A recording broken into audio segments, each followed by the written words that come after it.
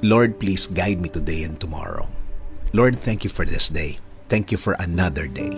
Alam ko na marami na namang opportunity ang darating sa araw na ito. Alam kong darating na ang pagkakataon na inaantay ko, Lord. Panginoon, bigyan mo ako ng direksyon ngayong araw. Bigyan mo ako ng guide sa kung ano ang aking gagawin, lalo na sa mga problema na dumating sa aking buhay ngayon, na may mga pagkakataon na nalilito na din ako, Lord. Ibigay mo po sa way ko ang mga sagot at solusyon sa mga dalahin ko ngayon, Panginoon. Ilayo mo po ako sa mga pagkakataon at mga tao na naglalayo sa akin sa sagot ninyo sa aking mga problema, Lord. Ilagay niyo po ang mga tamang impluensya sa aking araw-araw, Lord. Mga tamang tao na mag-i-inspire sa akin.